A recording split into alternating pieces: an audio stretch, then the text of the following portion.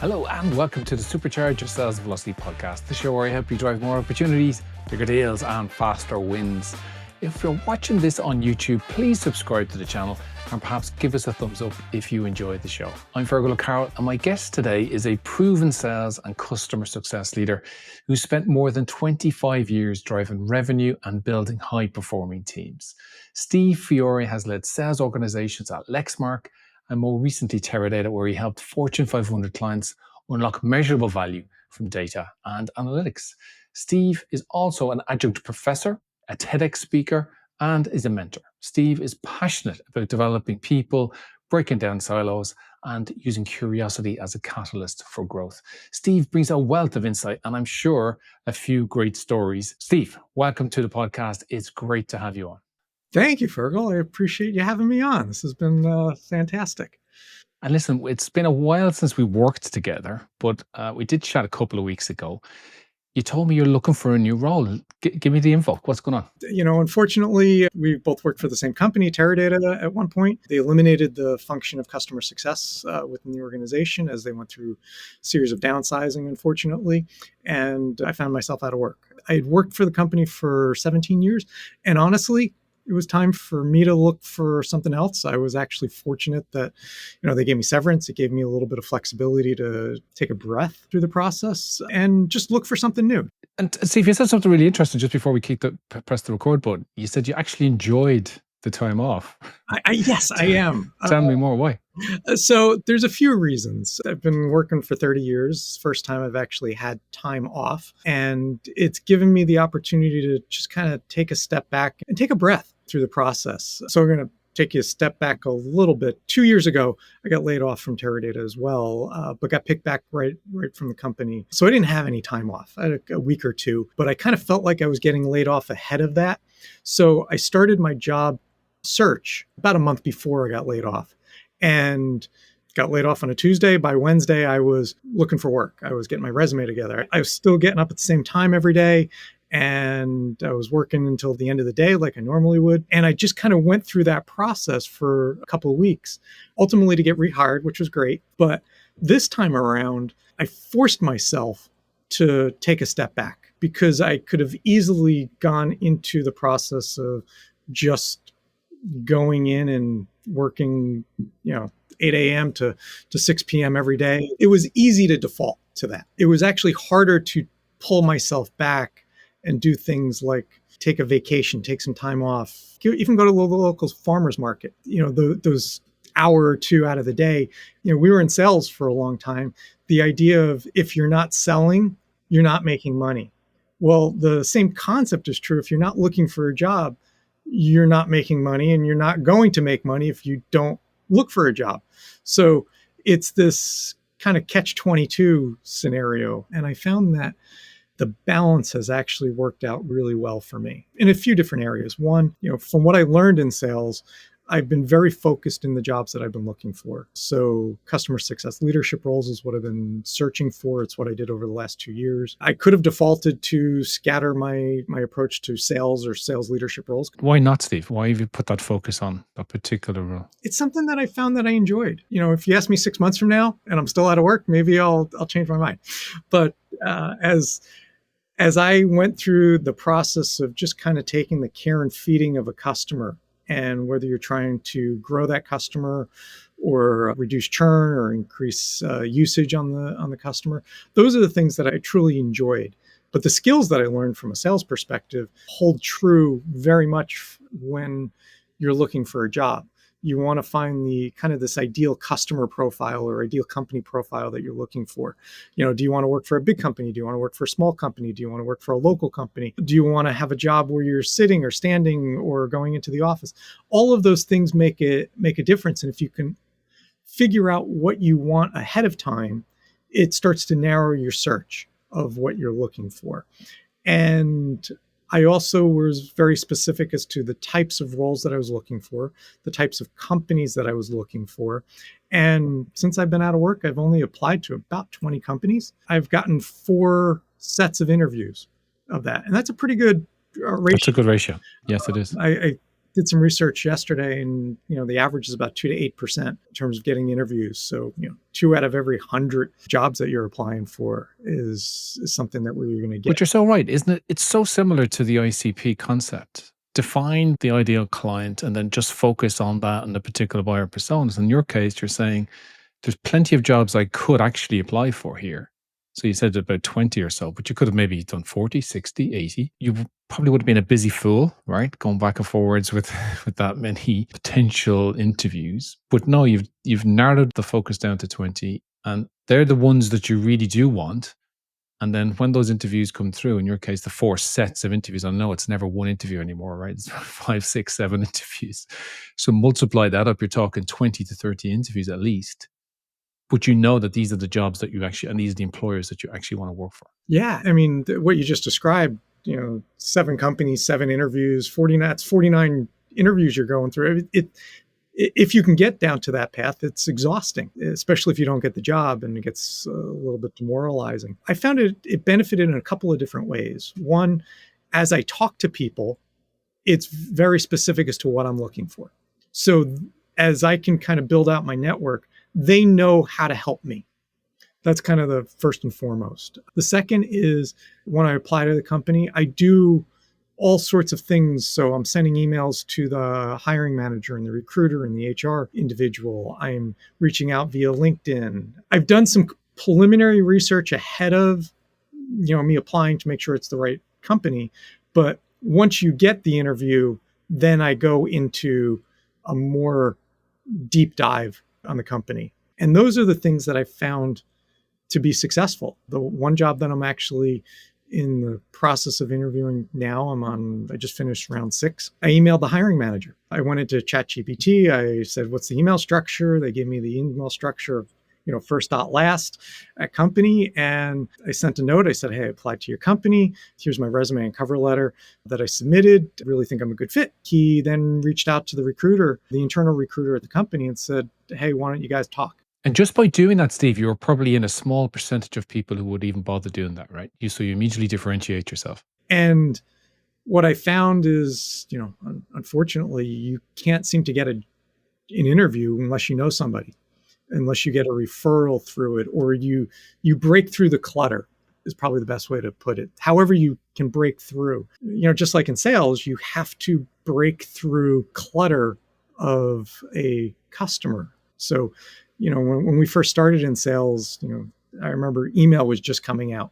So if you sent somebody an email, it was different from the It was a novelty, right? It was a novelty. Yeah. Now, if you're a company executive and you're getting reached out by a salesperson, you're getting 100 emails a day from people. There is no clutter. Actually, what I found, because when I was in the last position, I was getting a lot of emails from people and I would just ignore them. But one thing I never got was voicemails. And just in general, you don't get a lot of voicemails today anyway. But when I did get a voicemail, because it was about once a month, once every 2 months, I would actually listen to it. Now, whether I called the person back, that's a whole other story. But it broke through the clutter of everything else that was happening, of all the people trying to reach out. Steve, that's so true. I mean, I was listening to a really close friend of mine, a business partner, and he said the amount of cold emails, we'll call them, or communications that he gets per day is just enormous. It's off the charts. But he made us guess how many phone calls, which really would be voicemails, right? Because they go straight to voicemail. And I think he said something like 1.5 every 2 months or something like that. It was just infinitesimally small. And like you, he would listen to them because it's such a novelty. And like you went on to ChatGPT to figure out the structure of someone's email, the organization's email structure, right? I mean, people will say, well, I can't find phone numbers. You can find a phone number, right? You will eventually find a phone number, right? So the principles are very same. And it's really interesting, your whole conversation here about looking for work.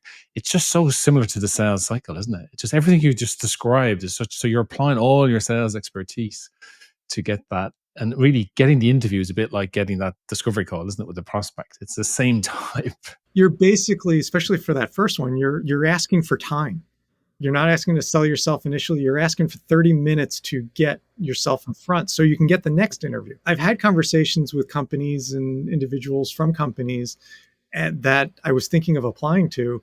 And I said, nope, There was something about the conversation that I did not want to pursue. Whether they wanted me or not, I was not going to pursue. I had the discipline to not chase everything. That's the biggest thing. When I was leading a new business team for Teradata, I knew in the back of my mind from all the years that I worked there, we've sold into Fortune 500, Global 2000 type customers.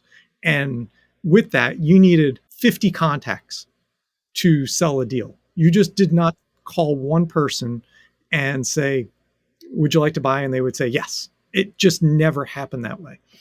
And when I picked up the new business team, I had a bunch of experienced reps that I picked up as a result of the team. And they were from outside the company. And they said, we need 100 customers to call on. And what would happen was they would be like, hey, we're going to call on company number one. And the customer says, hey, I already got a competitive solution. They say, all right, no problem. We're going to move on to company number two. And because I got 100. And that was the mode of operation. Ultimately, we never got anywhere. So I kind of take that same concept when I'm looking for a job. It's this: be diligent, be focused.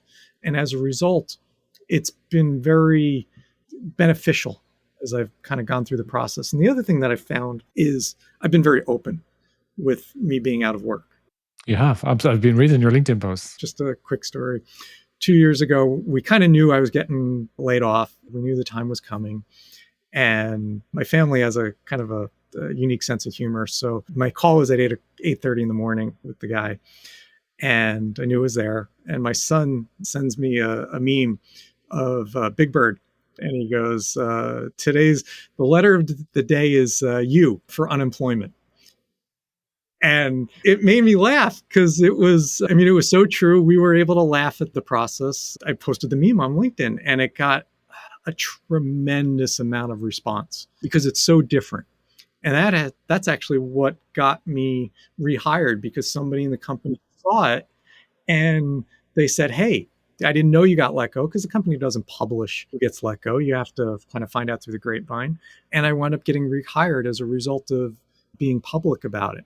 And then in this case that I'm in now, I'm in kind of the second round of interviews with a company, because somebody that I knew that I worked with at Teradata 15 years ago knew that I was looking, knew my skill set, and said, hey, you might be a good fit for this organization. Why don't you go apply? If I wasn't public that I was looking for a job, this opportunity wouldn't have come to me as a result. You have to be comfortable with the idea of being maybe uncomfortable.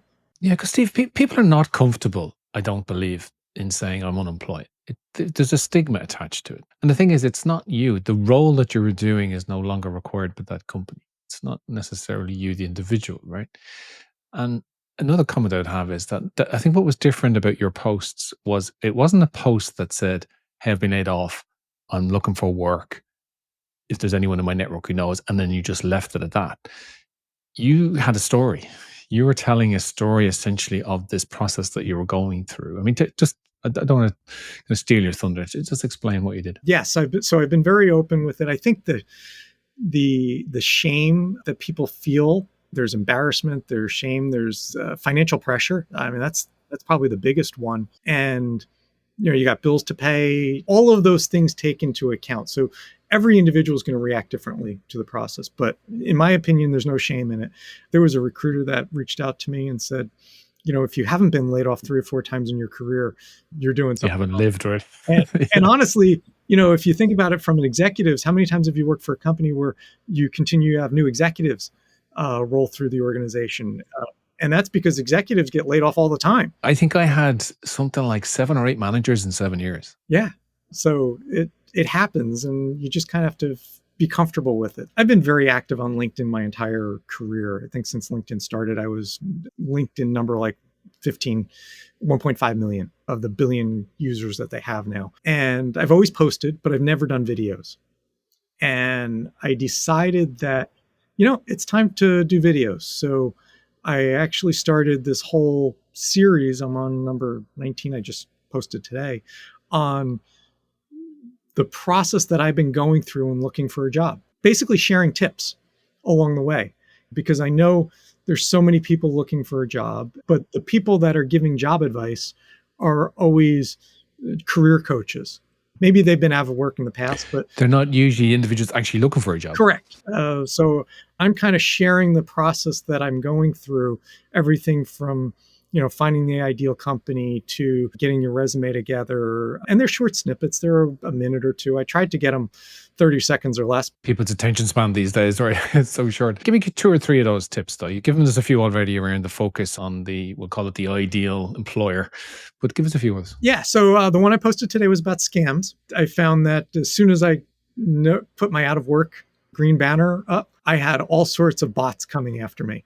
And that green out of, or the big bird, hey, you for unemployment thing that my son had shared with me, I posted it again this time around. And I had 23 reposts of that. And you would think, it's great. Well, 19 of them were bots. And as I started to look through the characteristics, they were all the same type of person. They would send the same message, or they would forward the same message to anybody who was out of work, hoping to just reel you in through the process. And then you started to dig into the actual profile. The most egregious one that I saw was the person looked like they were in their 30s or 40s. And I looked at their job profile and they were working for 80 years in the same company. Bit of a giveaway. Yeah, it was a bit of a giveaway.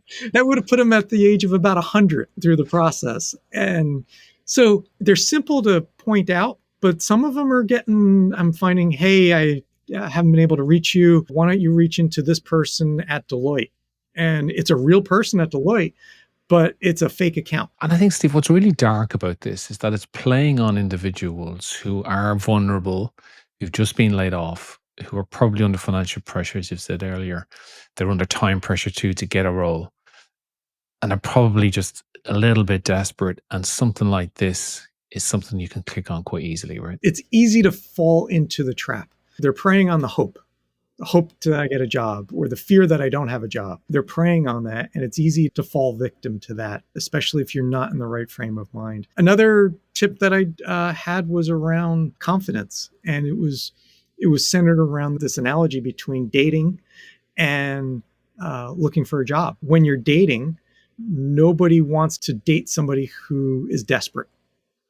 You just don't. You can see the desperation on somebody as you're reaching out. The person who goes and asks 15 different people out at the bar on the same night. You could just feel the desperation. But when somebody comes across as confident, you're attracted to that individual. You're attracted to the confidence.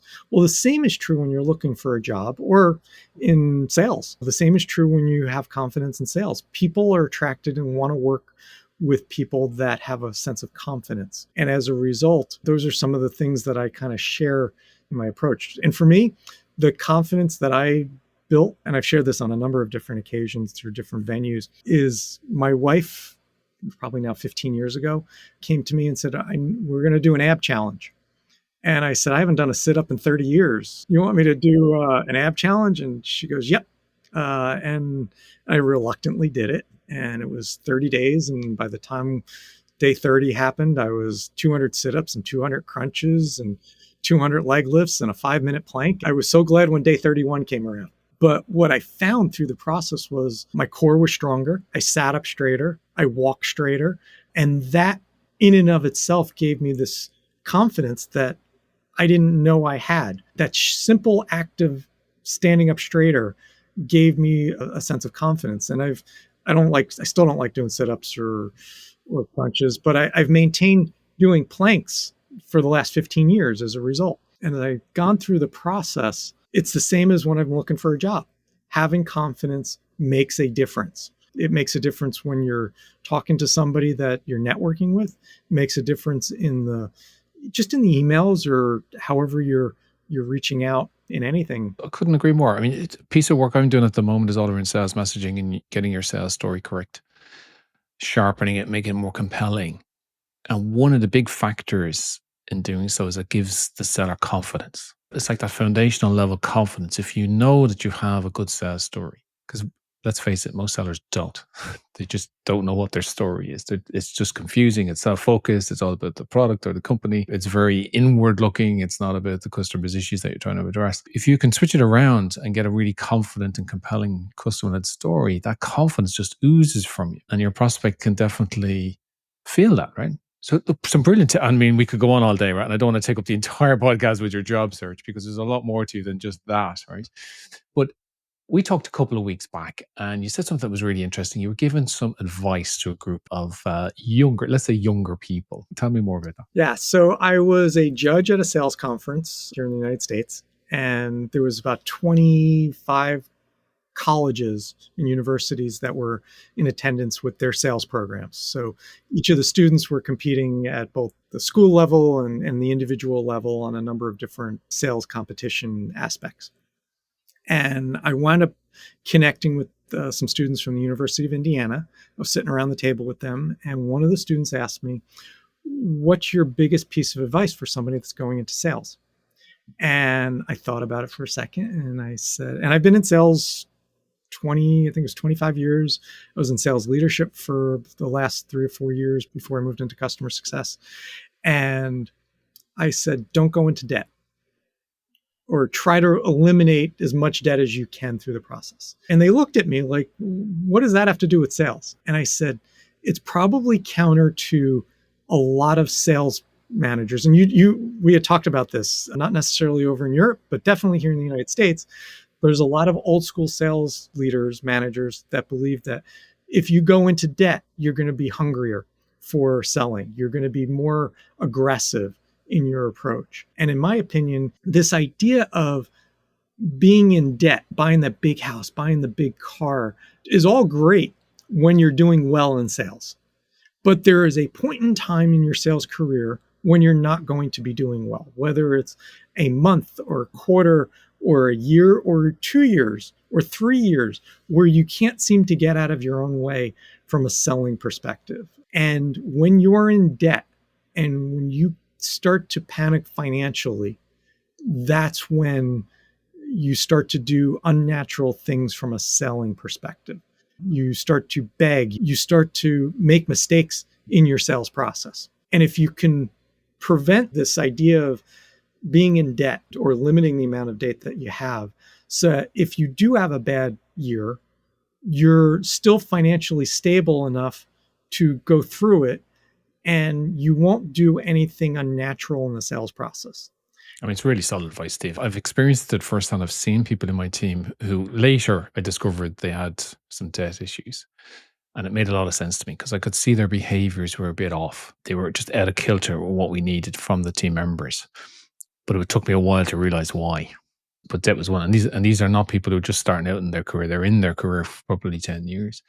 So I think to get that straight from the get-go is a brilliant piece of advice. So fair play. Interested in understanding what an adjunct professor does in Bryant University, because that's one of your other, I won't call it a side hustle, but that's something else you're doing. Before I answer that, I do want to share my personal story from the amount of time that I wasn't doing a good job selling.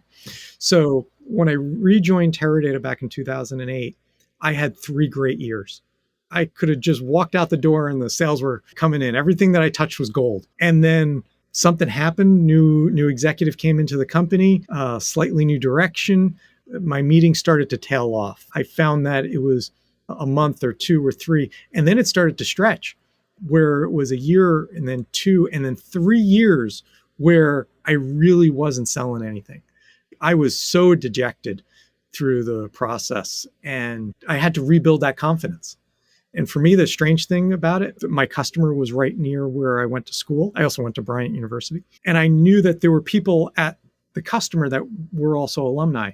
So I wound up reaching out to them just to ask for a meeting, to have a cup of coffee, not to ask for anything, not to sell them anything, but it allowed me to go into the company, have a meeting, and have the customer not tell me no. It started to build up the confidence. And then I had a boss that was great, that took kind of step by step, bringing me through building up my confidence one week at a time. And that made a huge difference. And then I had another 4 or 5 years in a row before I started going to sales leadership that I was just knocking it out of the park. But I had that string of 3 years where I couldn't hit my way out of a barn. It was really bad. Steve, because just triggering a thought there, right? It isn't always, so when you're doing well, it isn't always just you, right? I mean, it can be the team around you, it can be the circumstances, the client is in a particular spot, they need help, you're at the right place at the right time. And then also when it's going badly, it's not necessarily you either. And I think that's your advice going back, don't fall into debt because you're going to experience these peaks and troughs and they're not always within your control, right? For the people that are going into sales, you will experience good times and bad times. And you just need to manage through both. And the bad times can last a while. So you kind of have to dig deep through that resilience. To your question about an adjunct professor. So we sold an analytic-based technology. That's what we did at Teradata. And I had reached out to some professors at Bryant University, which is where I went to school. And I said, hey, if you ever need a guest speaker, I'd love to come in. And they welcomed that. I've always loved mentoring. I've been mentoring since pretty much a couple of years out of college and starting the workforce. I've always loved the mentoring and the teaching process of it. Always said that I wanted to be a teacher, but you never make enough money as a teacher. So I wound up going into sales. But I always had that thought in the back of my mind. So I did some 1-hour sessions for a couple of years. And one of the professors said, hey, we're looking for an adjunct. Are you interested? And I said, absolutely. So I wound up taking the role. There wasn't an interview process. It was just, hey, you have the job. I kind of looked, I'm like, are you sure?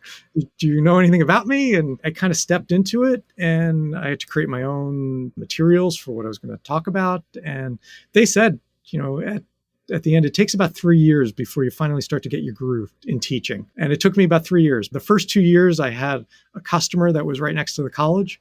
So I'd set up meetings on Monday afternoon at the customer, go grab a quick dinner, and then teach at night. That worked out great for 2 years. The third year, I had a customer that was about 4 hours away.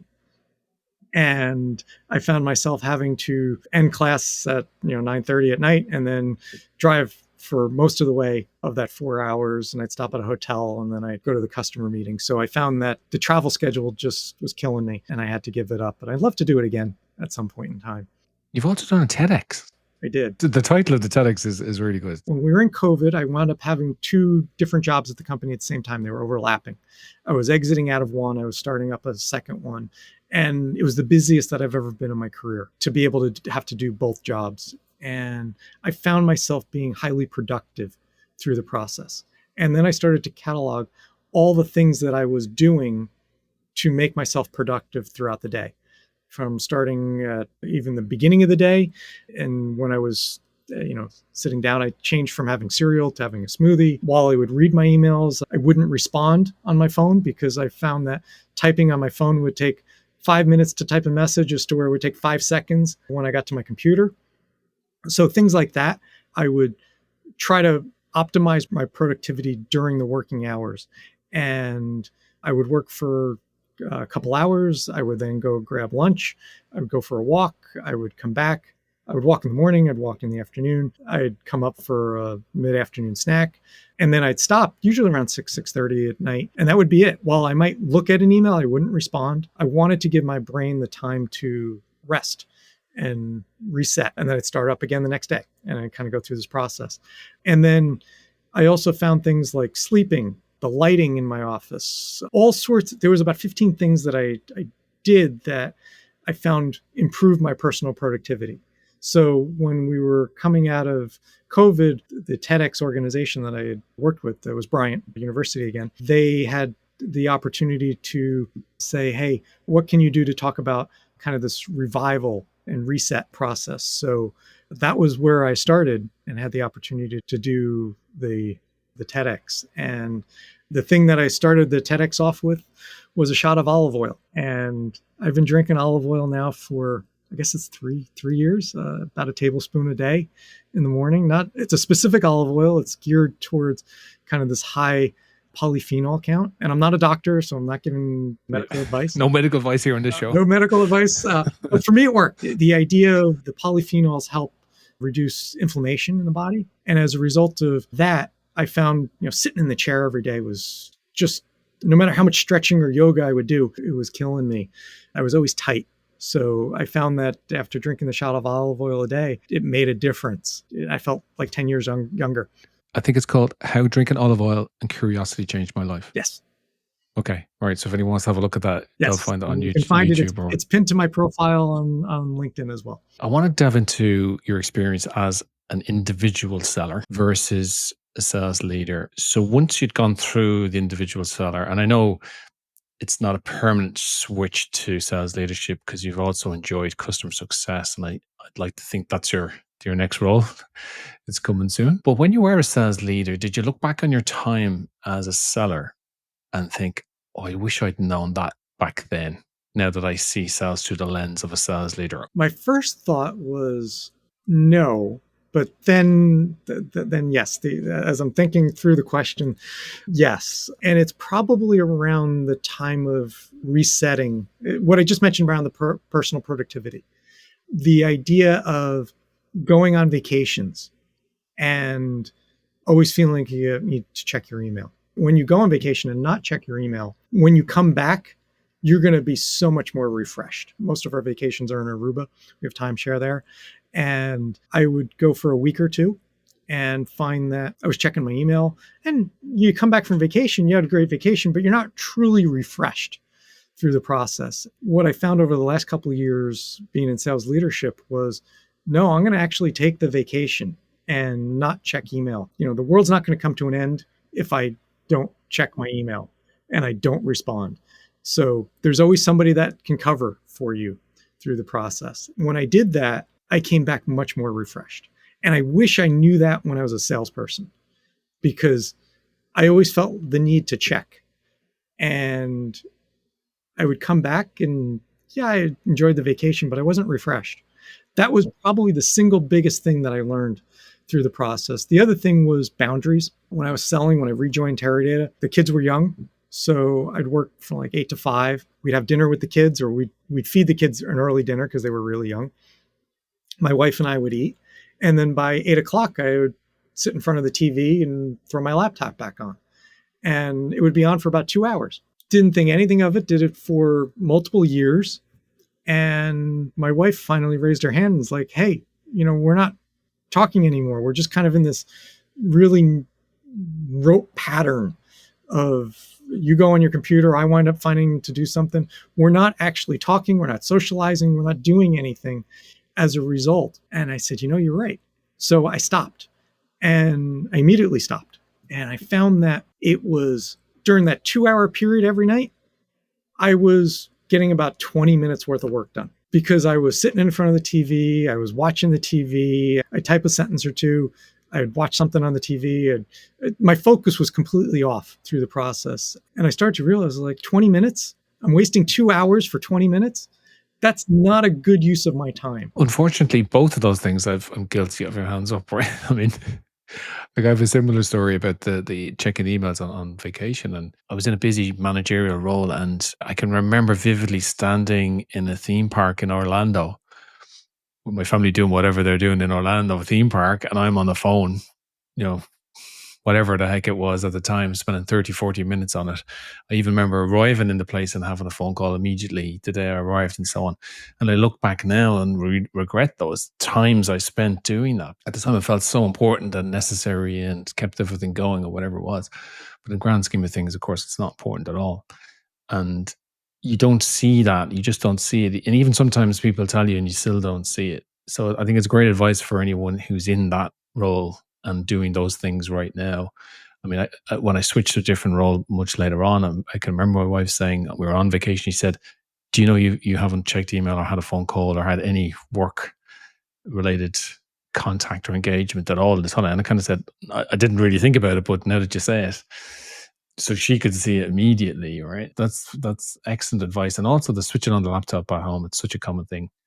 You do your day's work, you come home, you have your dinner, you're watching a bit of TV, and you just have it, open up the laptop, like you say, catch a few emails, but your brain never gets out of work mode if that's what you do. Your brain needs time to rest and reset and think. I actually just watched a short clip from Simon Sinek, and he was talking about boredom as to you need to have space for your brain to think. And, that's why you come up with all these ideas when you're in the shower, because you're just letting your brain kind of ruminate. It's always thinking, but it comes up with the answer when you're in the shower. It comes up with the answer when you're on a walk. And if you can let your brain rest and think, it's going to be so much more productive for you. You get this law of diminishing returns if you're just continually working 24 hours a day. Steve, really enjoyed the chat. It's been brilliant talking to you. Where can people find you? Best is LinkedIn. It's Stephen M. Fiore. It's been a great opportunity to talk to you. Yeah, listen, really enjoyed it. So thanks again and appreciate your contributions. So have a good one. Thank you. You too.